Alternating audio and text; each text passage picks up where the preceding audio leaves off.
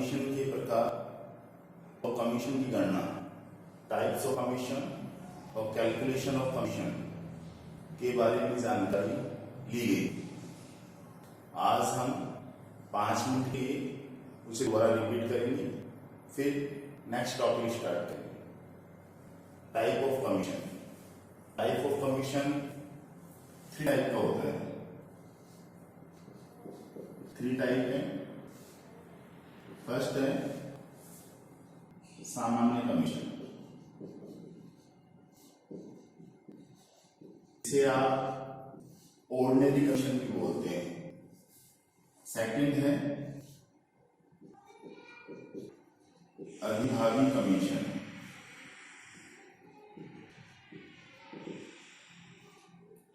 इसे आप overriding commission कहते हैं।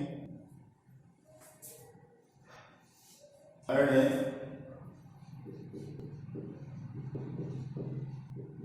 परिशोध कमीशन, इसे डेलिवेटर कमीशन भी कहा जाता है। सामान्य commission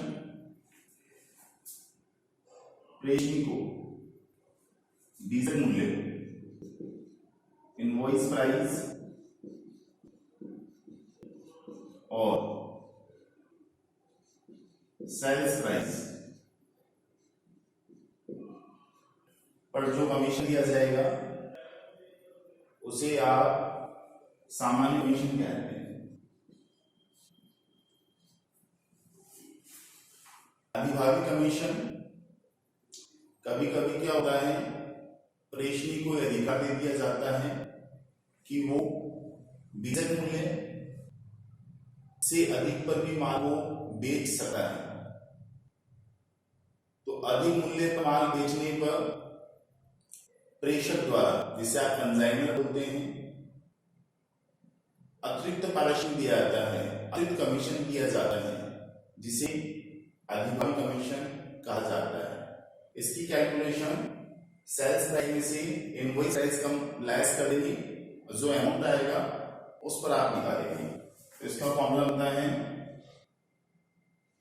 sales price minus invoice price multiply R/100। परिशोध कमीशन क्या होता है, ये बहुत इंपॉर्टेंट टॉपिक है। परिशोध कमीशन कभी कभी प्रेषक द्वारा प्रेषणी को माल उधार बेचने का अधिकार दिया जाता है। तो उधार पर यदि माल बेचेंगे तो देनदारों से अमाउंट के डूबने की संभावना रहेगी और उसे कौन वहन करेगा, प्रेषक वहन कर रहा है। परंतु यदि प्रेषणी डूबत ऋण की राशि को वहन करने का उत्तरदायित्व अपने स्वयं के ऊपर ले लेता है और देनदारों से राशि वसूल करने का उत्तरदायित्व भी अपने पास लेता है कि वही पूरा पैसा देनदारों से वसूल करके मैं दूंगा, तो उसे उधार विक्रय की राशि पर एक अलग से कमीशन दिया जाता है, उसे आप परिशोध कमीशन कहते हैं। इसको क्रेडिट सेल्स अमाउंट पे देते हैं, क्रेडिट सेल्स इनटू R/100। यदि प्रश्न में कोई इंफॉर्मेशन नहीं हो तो इसको टोटल सेल्स दिया जाएगा।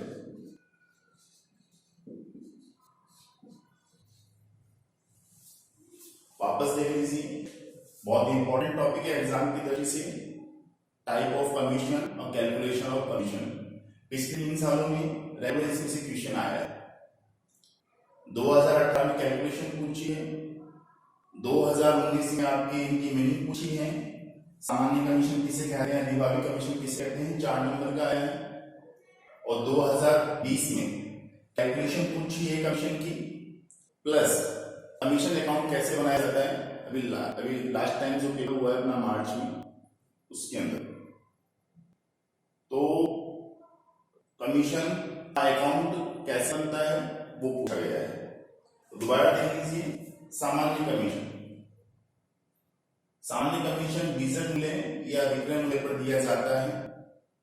अधिभावी कमीशन विक्रय मूल्य में से इनवॉइस प्राइस लेस करने पर जो डिफरेंस आएगा उस पर दिया जाता है। परिशोध कमीशन उधार की राशि पर दिया जाता है। यदि क्वेश्चन में उधार दिया क्रेडिट सेल्स का अमाउंट नहीं दे रखा है या कोई इंफॉर्मेशन नहीं दे रखी है कि भाई परिशोध कमीशन आपको कैसे कैलकुलेशन करना है, तो टोटल सेल्स की कैलकुलेट करेंगे। इसके बाद में नेक्स्ट टॉपिक देखिए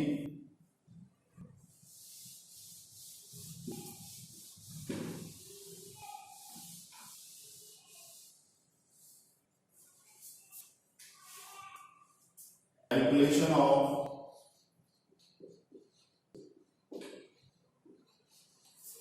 अनसोल्ड स्टॉक।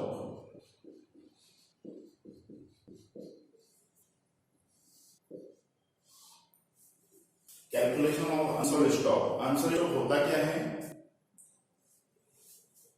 जब कोई भी बिजनेस किया जाता है तो ऐसा तो पॉसिबल है नहीं भाई पूरा का पूरा माल हम पर ईयर की पर ईयर सेल कर दें।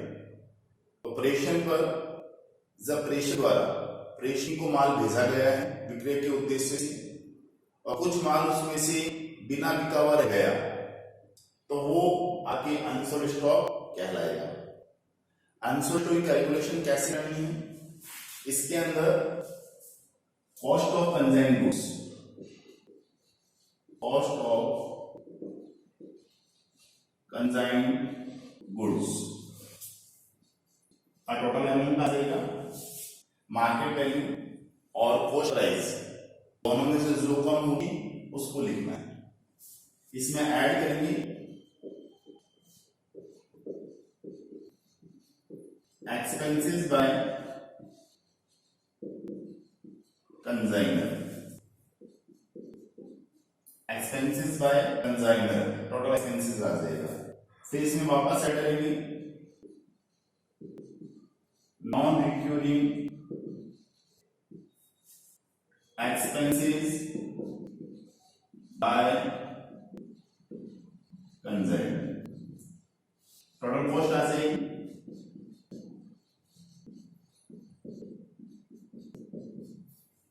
टोटल कॉस्ट आ जाएगी। अनसोल्ड स्टॉक का फॉर्मूला अप्लाई कर देंगे। Unsold stock equal to total cost upon total units multiply unsold units. Unsold units बिना बी मैं हिंदी में लेता हूं आपके एक बार। कॉस्ट ऑफ कंजाइन्ड गुड्स जो भेजा गया माल है उसकी आपकी लागत कितनी है वो लिखते हैं। उसमें खर्चे करने प्रेषक द्वारा जितने भी खर्चे किए गए समस्त खर्चे वो सारे के सारे आपको जोड़कर यहां लिख देने हैं। Non recurring expenses by consignee मतलब आवर्ती, नॉन रिकरिंग का मतलब होता है अनावर्ती, अनावर्ती खर्चे, अनावर्ती खर्चे होता है। अनावर्ती खर्चों में क्या क्या शामिल करते हैं? प्रेषणी द्वारा किए गए ऐसे समस्त खर्चे जो केवल माल को गोदाम तक पहुंचाने के हुए हैं, जैसे ठेला भाड़ा है, चुंगी है इत्यादि। अनावर्ती खर्चे इसके अंदर अपन अनसोल्ड स्टॉक कैलकुलेशन करते समय नहीं जोड़ेंगे, जैसे गोदाम किराया, माल गोदाम में पहुंच जाता है उसके बाद में गोदाम किराया लगता है, बीमा है इत्यादि, तो आपको इसके अंदर नहीं जोड़ेंगे। केवल अनावर्ती खर्चे जोड़ने हैं जो माल गोदाम से गोदाम पर पहुंचाने के पहले पहले के हुए हैं। फॉर एग्जाम्पल ठेला भाड़ा, चुंगी, गाड़ी भाड़ा इत्यादि। टोटल कॉस्ट आ जाएगी पूरा। टोटल कॉस्ट को अनसोल्ड स्टॉक लिख देंगे। टोटल यूनिट्स उसने कितनी भेजी आपको वो लिख देंगे। मल्टीप्लाई अनसोल्ड यूनिट्स कितनी बिना की हुई आपके पास रहेगी। ठीक है, ओके। अब अपन 2018 में एक क्वेश्चन आया था अपने कमीशन की कैलकुलेशन करने का, वो मैं लास्ट वीडियो में बताया भी था। तो 2018 का क्वेश्चन ही था, वैसे एग्जांपल था। 2018 में किस तरह का क्वेश्चन पूछा गया है आगे वो अपन देख रहे हैं।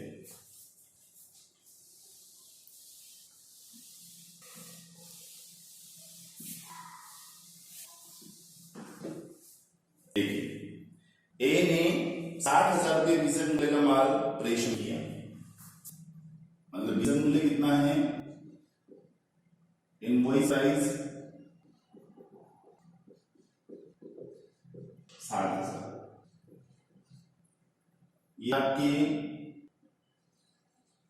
राजस्थान बोर्ड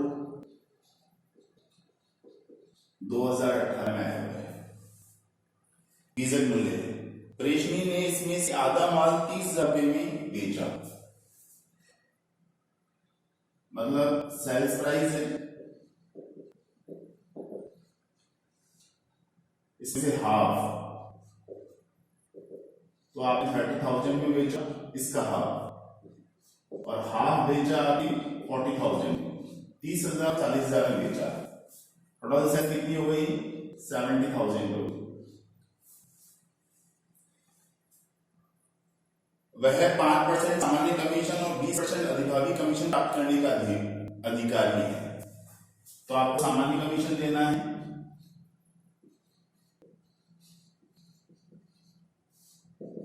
5%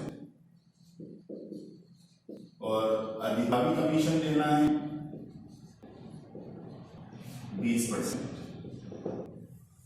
क्वेश्चन में आपसे पूछा गया है सामान्य कमीशन और अधिभावी कमीशन कैलकुलेशन कीजिए। ये क्वेश्चन आपकी 2 नंबर का आया है 2018 के अंदर। 2019 में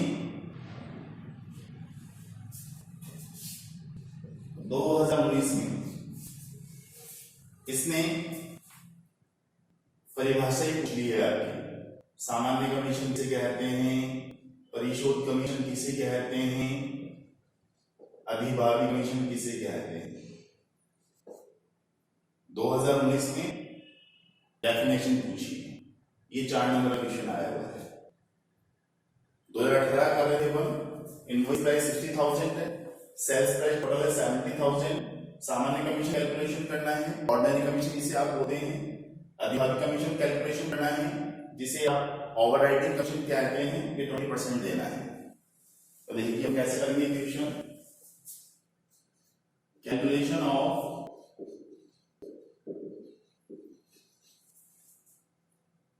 कमीशन।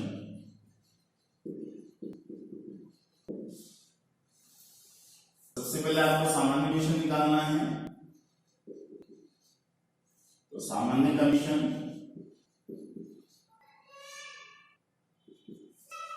कितना अमाउंट है सामान्य कमीशन का, 70,000 है।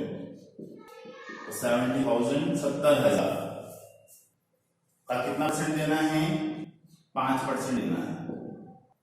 तो ये आपके हो गया 35 रुपये, 3,500। अधिभावी कमीशन देना है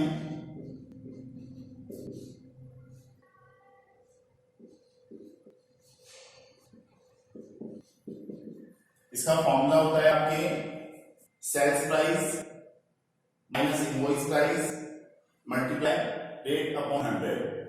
और सेल्स प्राइस कितनी है 70,000 है माइनस 60,000 का 20% आपको अप्लाई करना है। 10,000 का 20% आपके हो गया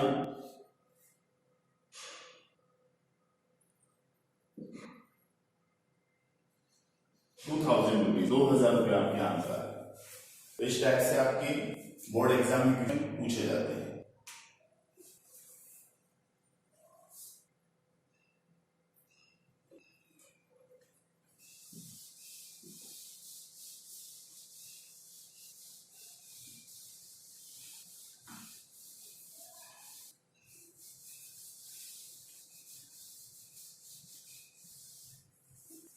एक क्वेश्चन आंसर की कैलकुलेशन का देख लेते हैं अपनी बुक में से। और आप लोगों के पास किसी के पास ये बुक नहीं हो तो मैं आज की वीडियो में आके डिस्क्रिप्शन में चैप्टर 8 का लिंक पीडीएफ फाइल का लिंक सबमिट कर दूंगा। आप चैप्टर 8 की पीडीएफ मेरे लिंक में से डाउनलोड करें। आपको कोई समस्या हो तो मुझे कमेंट में आप पूछ सकते हैं।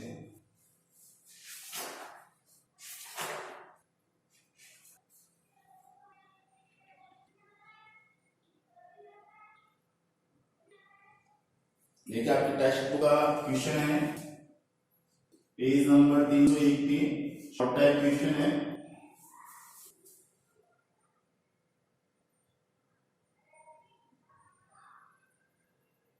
सिक्स नंबर का क्वेश्चन नंबर 6 है। क्या कह रहा है क्वेश्चन देखिए। चंद्रा ने 5,000 रुपये डीजल मूल्य का माल लागत में 25% जोड़कर शकुंतला को प्रेषण पर भेजा। तो आपके ये कह रहा है 60,000 रुपये 50,000 रुपये डीजल मूल्य का माल। तो इसकी इनवॉइस प्राइस आपको देखिए क्वेश्चन में 50,000। 50,000 रुपये आए कैसे हैं? कोस्ट प्लस 20% आए हैं, सॉरी कोस्ट प्लस 25% से हैं, आपके 50,000 आए। ठीक है, माल बेचने में 10,000 रुपये खर्च हुए। तो कंसाइनर के एक्सपेंसेस कितने हुए? माल बेचने के 10,000 रुपीज हुए, 10,000। माल प्राप्त होने पर प्रेषणी कंसाइनी कौन है? शकुंतला है, उसने 2,000 रुपये पे किए। Consignee expenses 2,000 rupees. प्राप्त माल का 4/5 भाग बेच दिया गया। कितना अमाउंट सेल किया? 4/5 हमने माल बेच दिया, सेल कर दिया, सोल्ड यूनिट्स। ठीक है, तो अनसोल्ड यूनिट कितनी हुई आपके? अनसोल्ड यूनिट्स हो गई 1/5, 1/5 हो गई। मतलब कहने मतलब ये आपकी क्वेश्चन है। चंद्रा जो निरीक्षक है, चंद्रा ने 5,000 रुपये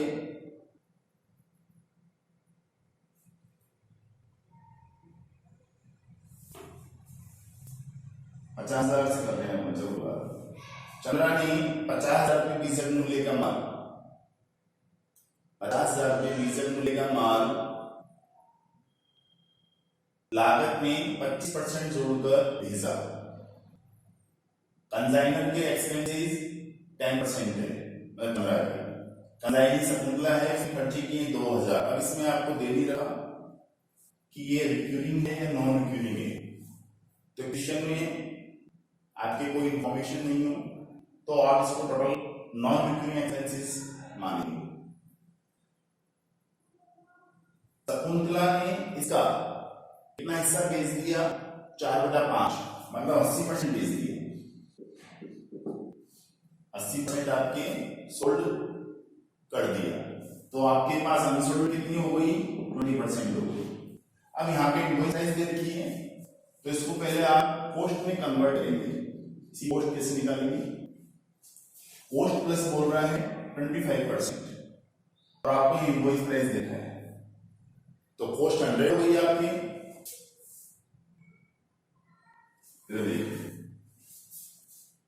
कोस्ट 100, इसमें आप प्रॉफिट इंक्लूड करेंगे 25%, तो आपकी इनवॉइस प्राइस बनेगा 125। अब इसको कैलकुलेशन करनी है, वो हम ऊपर लिख देते हैं।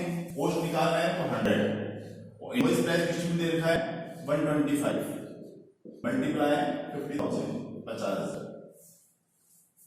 कोस्ट 100 मान लिया, प्रॉफिट 25 हो गया, इनवॉइस प्राइस कितना हो गया? 125। तो हमें कोस्ट निकालनी है, इनवॉइस प्राइस की कोस्ट निकालनी है। कोस्ट कितनी थी? तो कोस्ट हो गई हमारी 100, इनवॉइस प्राइस कितनी दे रखा है? इनवॉइस प्राइस 125 हो गया, मल्टीप्लाई 50,000। तो कैलकुलेशन करेंगे, 25 से कट गया ये 4, ये 5, 40,000 रुपीज आ जाएगा, 40,000। ठीक है, बात देख लीजिए। Cost 100, profit 25, invoice price 125। जो कैलकुलेशन करनी होती है ऊपर लिख देते हैं, जो लिखा होता है क्वेश्चन में नीचे लिख देते हैं।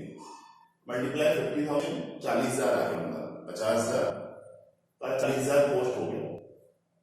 अब आपको कैलकुलेशन करना है, calculation of unsold stock. Calculation of unsold stock, cost of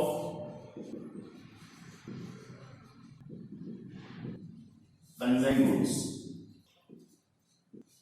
इसकी कोस्ट कितनी है 40,000 है, 40,000। एड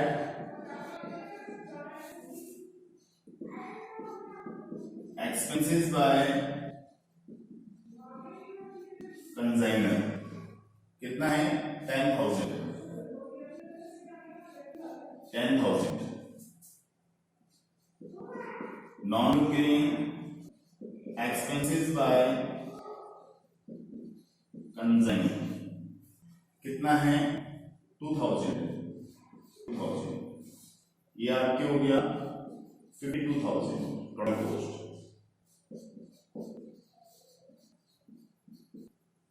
टोटल कॉस्ट आपके हो गया 52,000, ठीक है। अब आपको अनसोल्ड यूनिट्स कैलकुलेशन करनी है, तो unsold units equal to total units upon total cost upon total units multiply unsold units. Calculation करेंगे 52,000 मल्टीप्लाई अनसोल्ड 1/5 हो जाएगा। या फिर आपने हमने से 100 मारा 25%, 20% है 20% डाल देंगे। 1/4/5 आपने सोल्ड कर दिया तो अनसोल्ड कितना बचेगा 1/5 हो जाएगा। कैलकुलेशन किया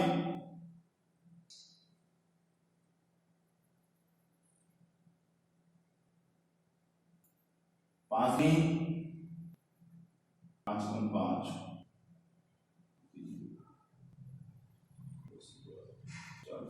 10,400 रुपया। ये आपके क्वेश्चन है 6 नंबर का, पेज नंबर 301 पे। Okay, thank you.